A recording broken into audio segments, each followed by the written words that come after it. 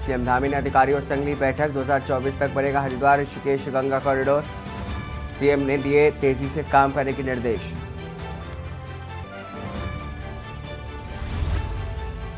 विकासनगर में युवाओं और कांवड़ियों के बीच हुआ विवाद। जमकर के हुआ पथराव और वाहन किए गए क्षतिग्रस्त। पुलिस ने लाठीचार्ज करके भीड़ की कंट्रोल। सावन की शिवरात्रि आज भोर से भगवान शिव के जलाभिषेक का दौर जारी। शिवालयों में लगे बम भोले का जयकार। आसमान से बरसी आफत। हरिद्वार रुड़की में कई गांव जलमग्न। कमर तक भरा पानी। हर तरफ दिखा बर्बादी का मंजर। देहरादून में रात भर हुई बारिश से राजधानी की सड़कें जलमग्न। पटरी पर आया मलबा। दिल्ली, बनारस और अमृतसर की ट्रेनें रद्द।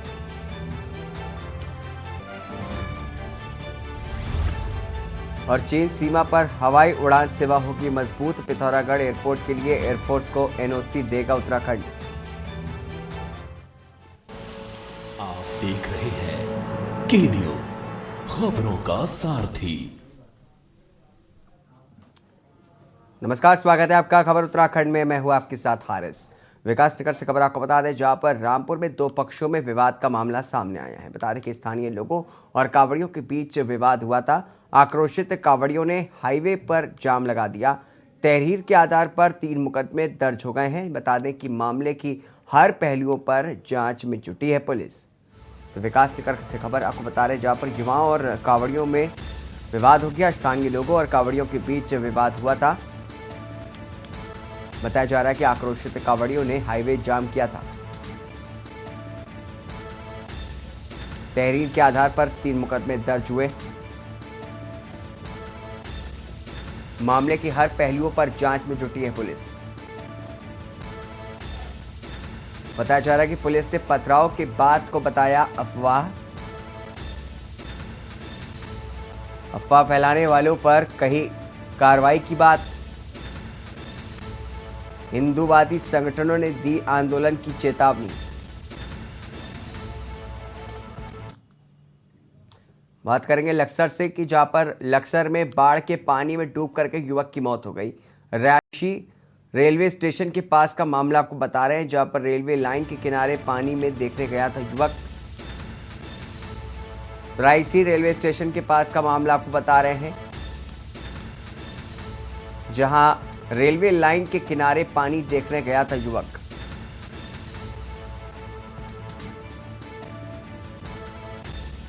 पुलिसकर्मियों ने युवक को पानी से बाहर निकाला। रेलवे लाइन के किनारे पानी देखने गया था युवक। पुलिसकर्मियों ने युवक को पानी से बाहर निकाला। तो राजन पुत्र सुलेख के रूप में हुई है युवक की पहचान। चिकित्सकों ने युवक को मृत घोषित किया है। तो अहम जानकारी आपको बता रहे लक्सर से, जहां पर बाढ़ के पानी में डूब करके युवक की मौत हो गई। बताया जा रहा है कि रायसी रेलवे स्टेशन के पास का मामला है, जहां रेलवे लाइन के किनारे पानी देखने गया तो युवक। पुलिसकर्मियों ने युवक को पानी से बाहर निकाला।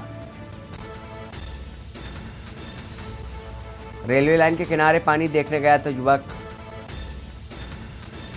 बताया जा रहा है कि पुलिसकर्मियों ने युवक को पानी से बाहर निकाला।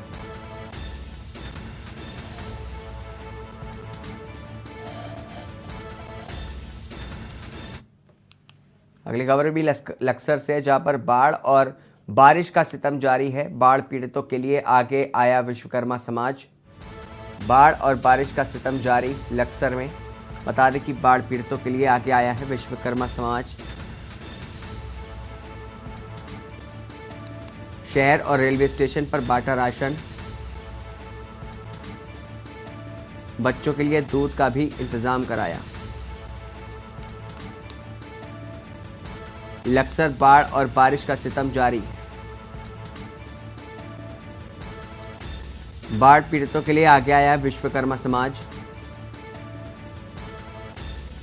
शहर और रेलवे स्टेशन पर बांटा राशन।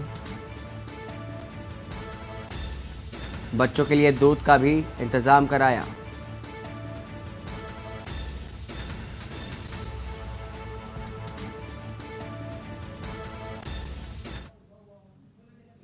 खबर देहरादून से है, जहां पर मुख्यमंत्री पुष्कर सिंह धामी ने स्वास्थ्य चिंतन शिविर में जाने से पहले अचानक रजिस्ट्रार कार्यालय देहरादून में औचक निरीक्षण किया।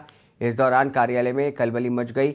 मुख्यमंत्री सीधे रिकॉर्ड रूम में पहुंचे और वहां औचक निरीक्षण करने लगे, जहां पर उन्होंने देखा कि रिकॉर्ड रूम में कई जगह सीसीटीवी कैमरे नहीं लगे हुए थे और साथ ही कई जगह दस्तावेजों में दीमक लग चुकी थी, जिस पर मुख्यमंत्री ने कड़ी आपत्ति जाहिर की।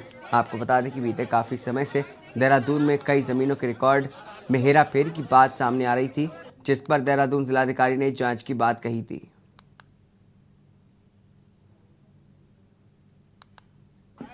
यहाँ पर जो रजिस्ट्री के डॉक्यूमेंट हैं, पुरानी रजिस्ट्रियाँ हैं, रिकॉर्ड हैं, वो सभी रिकॉर्डों को देखने के लिए और कुछ रिकॉर्डों में जहाँ कुछ गड़बड़ियाँ पाई गई हैं, उसका FIR भी हुई है और जो मानक हैं इसको रखे जाने के, इनको सुरक्षित रखे जाने के उसके निर्देश दिए हैं और जो कहीं गड़बड़ियाँ पाई गई हैं उन गड़बड़ियों की जांच के आदेश किए हैं और जो भी इसमें दोषी पाया जाएगा उसके खिलाफ कड़ी कार्रवाई की जाएगी और ये रिकॉर्ड सुरक्षित रहें, मानकों के आधार पर रहें, उसकी व्यवस्था को सुनिश्चित करने के लिए कहा है।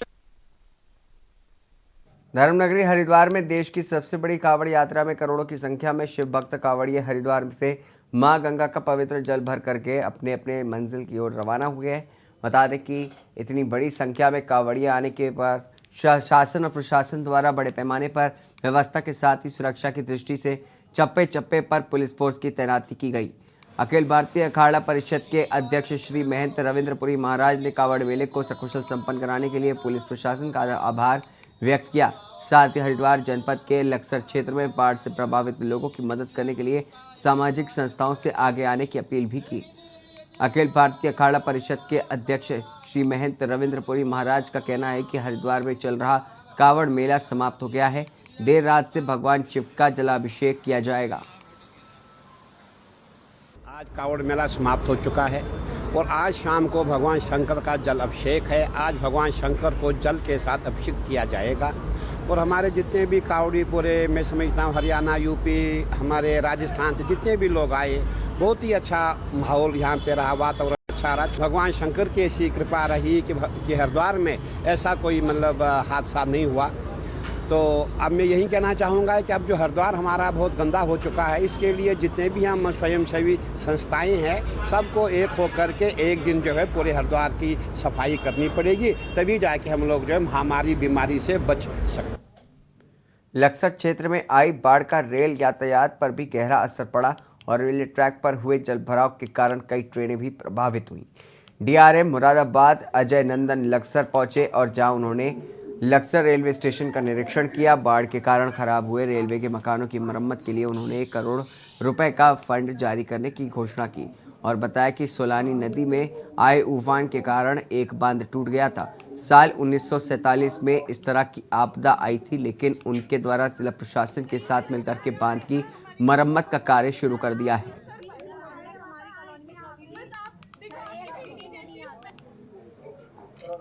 इस घटना से जो पानी की हुई है इससे कोई लेना देना नहीं है। ये रेगुलर मतलब यहाँ पे कंप्लेन रही है कि यहाँ पे कम काम हो पाता है, यहाँ पे सुपरविजन की समस्या है और कुछ फंड की समस्या थी।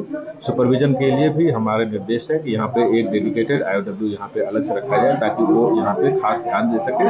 और क्योंकि बाढ़ के दौरान जो है वो काफ़ी ज़्यादा डैमेज घरों को हुआ है, उसके लिए 1 करोड़ रुपए का स्पेशल फंड यहाँ पे स्वीकृत किया जा रहा है।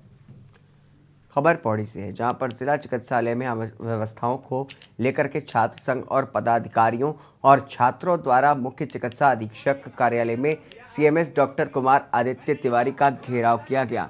इस दौरान नाराज छात्र नेताओं ने जम करके हंगामा किया। बता दें कि रोज एक स्कूटी एक्सीडेंट में रेफर हुए छात्र को एम्बुलेंस जल्द मुहैया न कराने से नाराज छात्रों ने CMS के इस्तीफे की मांग करके मुख्य चिकित्सा अधीक्षक के इस्तीफे की मांग कर रहे छात्रों का आक्रोश मुख्य चिकित्सा अधिकारी डॉक्टर प्रवीण कुमार के समझाने के बाद शांत हो सका, जिसके बाद जाकर के छात्र शांत हुए। CMS ने बताया कि PPP मोड में संचालित होने के कारण काफ़ी परेशानियों का सामना करना पड़ रहा है, लेकिन फिर भी व्यवस्थाओं को दुरुस्त करने की कोशिश की जाएगी।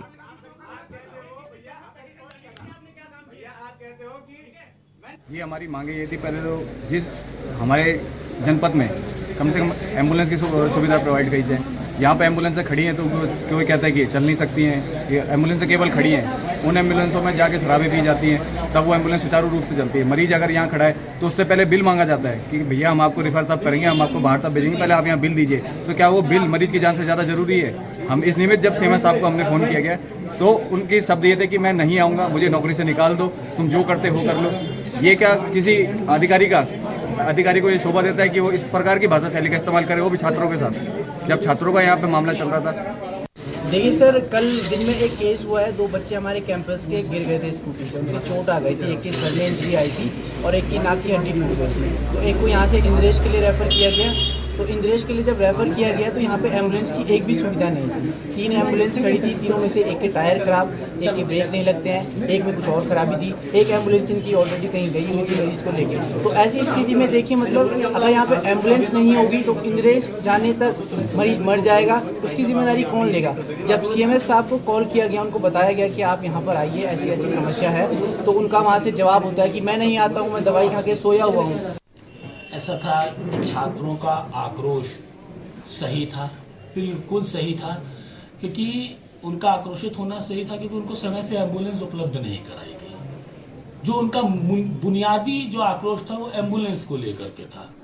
तो वो जब एम्बुलेंस के लिए उन्होंने, छात्रों ने हमारे CMO साहब को कांटेक्ट किया, CMO साहब ने मेरे को फ़ोन किया, फिर मैंने इनके अधीक्षक को फ़ोन किया कि तुम तुरंत जा कर के नीचे की व्यवस्थाएं संभालो और उनके लिए एम्बुलेंस की व्यवस्था करो। उसके बाद मेरे पास पलटकर कोई फ़ोन नहीं आया। रुकेंगे छोटे से ब्रेक के लिए, ब्रेक के बाद जल्द हाजिर होंगे। आप देख रहे हैं के न्यूज़, खबरों का सारथी। स्वागत है आपका। खबर अल्मोड़ा से है, जहां पर पूर्व मंत्री बिट्टू कर्नाटक के कैंप कार्यालय में प्रेस वार्ता की गई। प्रेस वार्ता करते हुए डॉक्टर उमाशंकर ने कहा कि उन्हें सीधे अखिल भारतीय राष्ट्रीय कांग्रेस के द्वारा ये जिम्मेदारी दी गई है। उन्होंने कहा कि उनका लक्ष्य है कि बूथ स्तर पर कम से कम 30 नए कार्यकर्ताओं की नियुक्ति की जाए, जिससे कि कांग्रेस संगठन बूथ स्तर पर मजबूत हो सके। इसके साथ ही उन्होंने कहा कि वे लगातार इस लोकसभा सीट पर कांग्रेस की जीत के लिए प्रत्येक जिले में जाकर के कांग्रेस के लिए समर्पित कार्यकर्ताओं को खोजने का काम कर रहे हैं।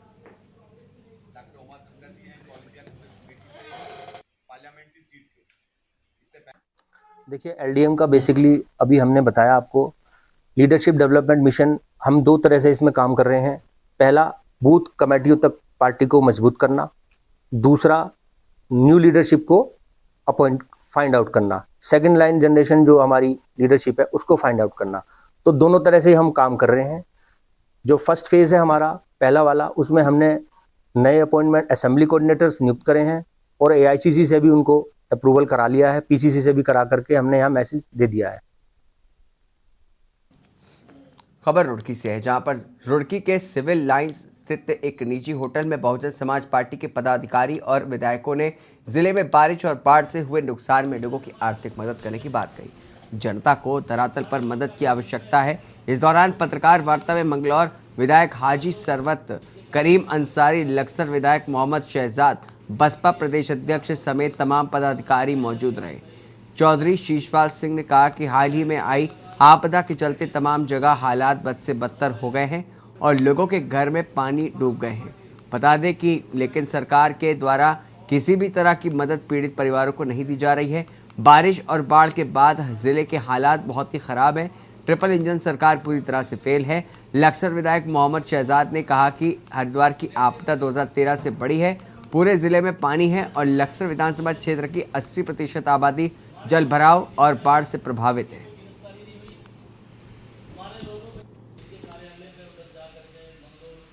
रुकावट खत्म हो गई है। मैं आपके माध्यम से कहना चाहता हूं सरकार को कि अब सिंगल ध्यान होना चाहिए आपदा प्रभावित लोग। जहां किसान का नुकसान है वहां मजदूर का भी नुकसान है, वहां दुकानदार का भी नुकसान है। गरीब लोगों के घर भी डैमेज हो गए, बैठ गए, गिर गए, टेढ़ आ गई। उनकी मदद भी होनी चाहिए। 1-2 किलो के पैकेट से काम नहीं चलेगा। खाद्यान्न वितरण हो, राहत सामग्री बटे और कैश में भी लोगों की मदद होनी चाहिए। के सामने माननीय विधायक जी ने भी और मैंने भी अपनी बातें रखी हैं। खासकर जो आपदा है, जिन लोगों के घरों में 3-3 फीट पानी है, 4-4 फीट पानी है, उनको माननीय विधायक जी ने कहा है आपके सामने, मेरा भी यही कहना कि उनको सुविधा मिलनी चाहिए और जो उनके ऊपर जिस तरीके की कोई देनदारियाँ हैं, कर्जे हैं और हैं, उनसे उनको मुक्ति मिलनी चाहिए। मदद अगर सरकार करती तो माननीय विधायक जी को मुझे यहाँ बैठना ना पड़ता। खाली बातों से थोड़ा ही कोई काम चलेगा। भेदभाव पूरा बढ़ता जा रहा है। क्या है? पहले तो मैं धन्यवाद देना चाहूँगा आपको कि आज मैं जो बहुत लंबी बीमारी काट के आपके बीच में आया हूँ, आपके आशीर्वाद से, आपके जो है दुआओं से। और जहाँ आपदा की बात है, बंगलौर के अंदर कोई घर ऐसा नहीं बचा है, कोई गांव ऐसा नहीं बचा है जहाँ आपदा ना हो। यहाँ तक जिसके घर 4-4 फुट ऊंचे हैं उनमें भी आपदा है। आप जाकर टीटी रोड पर देखें, जो नया हाईवे बना है, हमारी सरकार ने बनाया है, उस पर भी आज जो है पानी भरा हुआ है, उस पर भी आज आपदा है। क्या हमारे ज़िले के अंदर बहुत बड़ा जो काश्तकारों का जो गांव है, उनके जो है गांव उजड़ गए हैं, ये भी बहुत बड़ी आपदा मैं समझता हूँ, 13 से बढ़िया। देखिए बात, स्वागत है आपका। जिला चिकित्सालय पौड़ी में जिला चिकित्सालय में अव्यवस्थाओं को लेकर के छात्र संघ पदाधिकारी तथा छात्रों द्वारा प्रमुख चिकित्सा अधीक्षक कार्यालय में सीएमएस डॉक्टर कुमार आदित्य तिवारी का घेराव किया गया। इस दौरान नाराज छात्र नेताओं ने जम करके हंगामा काटा।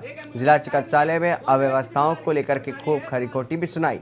इस दौरान बीते रोज एक स्कूटी एक्सीडेंट में रेफर हुए छात्र को एम्बुलेंस जल्द मुहैया न कराने से नाराज छात्रों ने सीएमएस के इस्तीफे की मांग की। वहीं इस दौरान जिला चिकित्सालय पौड़ी के सीएमएस डॉक्टर कुमार आदित्य तिवारी तथा एमएस डॉक्टर अड्डावाला विजय बाबू द्वारा उन्हें समझाने का प्रयास किया गया।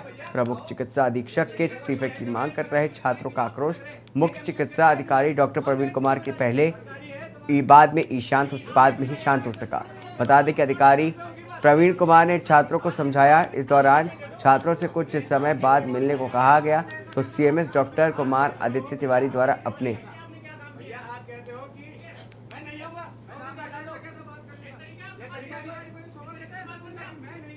ये हमारी मांगे ये थी, पहले तो जिस हमारे जनपद में कम से कम एम्बुलेंस की सुविधा प्रोवाइड की जाए। यहाँ पे एम्बुलेंसें खड़ी हैं तो कोई कहता है कि चल नहीं सकती हैं, ये एम्बुलेंसें केवल खड़ी हैं। उन एम्बुलेंसों में जाके शराबें पी जाती हैं, तब वो एम्बुलेंस सुचारू रूप से चलती है। मरीज अगर यहाँ खड़ा है तो उससे पहले बिल मांगा जाता है कि भैया हम आपको रिफर तब करेंगे, हम आपको बाहर तब भेजेंगे, पहले आप यहाँ बिल दीजिए। तो क्या वो बिल मरीज की जान से ज़्यादा जरूरी है? हम इस निमित्त जब सीएमएस साहब को हमने फ़ोन किया गया तो उनके शब्द ये थे कि मैं नहीं आऊँगा, मुझे नौकरी से निकाल दो, तुम जो करते हो कर लो। ये क्या किसी अधिकारी को ये शोभा देता है कि वो इस प्रकार की भाषा शैली का इस्तेमाल करे, वो भी छात्रों के साथ?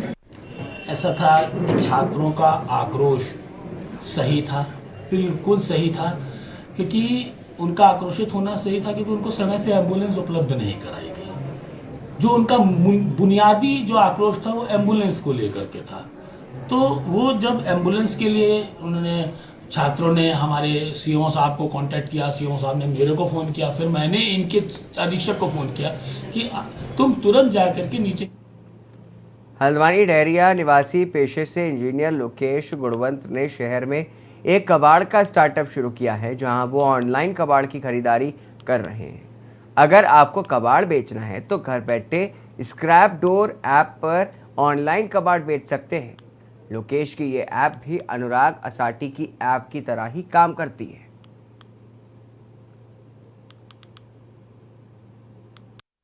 ये विचार हमें आज से 3-4 साल पहले आया था, कोविड के दौरान। उस समय क्या था कि लोग काफ़ी, हर कोई, कोविड एक नई ऐसी बीमारी थी, लोग काफ़ी डरे हुए थे और समझ भी नहीं आता इसमें क्या किया जाए।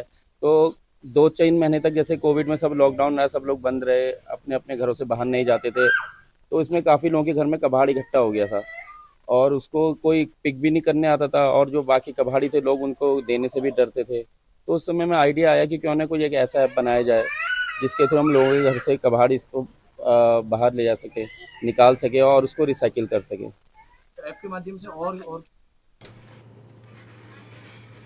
नैनीताल में कब्जा अतिक्रमणकारियों को दिए गए कब्जा खाली करने के संबंध में पूर्व में नोटिस समयावधि खत्म होने के बाद जिला प्रशासन ने सभी 2-3 दिनों के भीतर कब्जा खाली करने के निर्देश दिए हैं। आज शत्रु संपत्ति के काबिज लोगों ने एसडीएम कोर्ट पे पुनः विचार याचिका दायर की है। जिस पर सुनवाई करने के बाद कोर्ट ने फैसला सुरक्षित रख लिया है। आपको बता दें कि जिला प्रशासन ने शत्रु संपत्ति पर 134 अतिक्रमणकारियों को चिन्हित किया। इसके बाद जिला प्रशासन की तरफ से 15 दिनों के भीतर कब्जा खाली करने के लिए नोटिस जारी किए गए।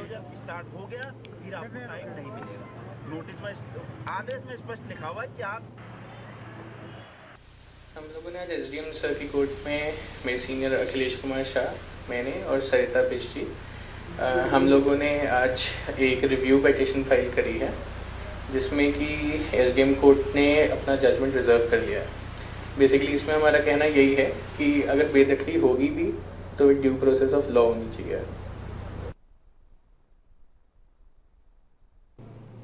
हरिद्वार के भादराबाद क्षेत्र के बेगमपुर गांव में आकाशीय बिजली गिरने से ट्रांसफार्मर जल गया था, जिस कारण 5 दिनों में हजारों की संख्या में लोग अंधेरे में रहने को मजबूर हैं।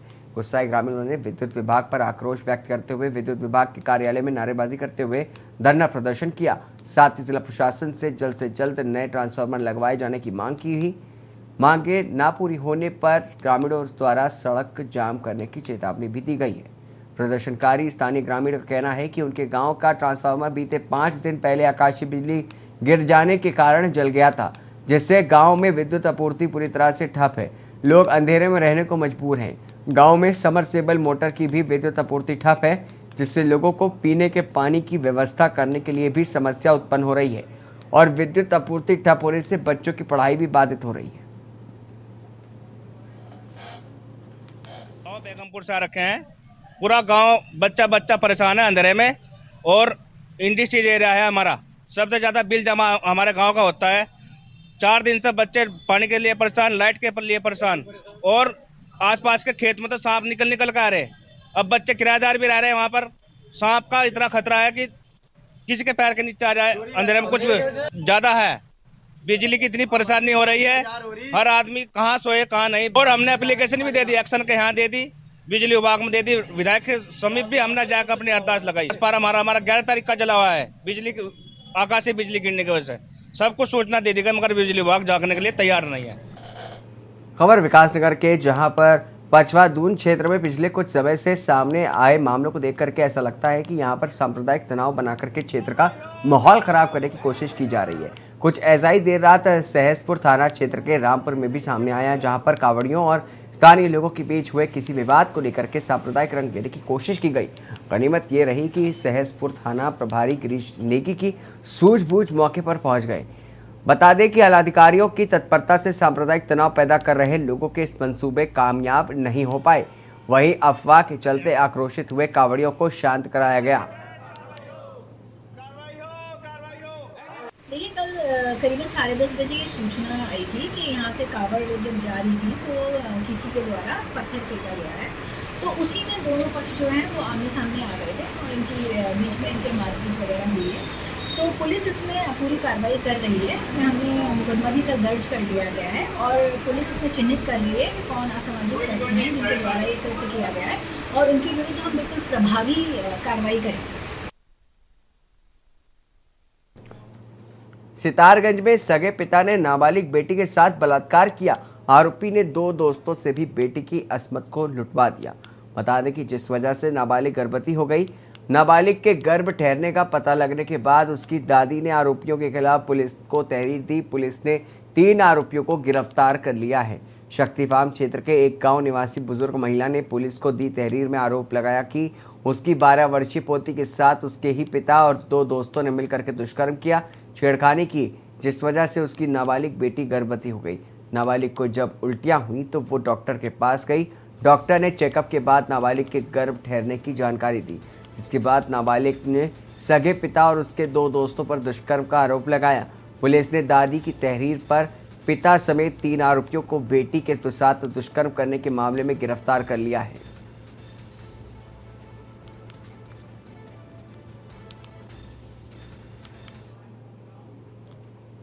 इसी के साथ उत्तराखंड की खबरों में बस इतना ही। दीजिए इजाजत, नमस्कार।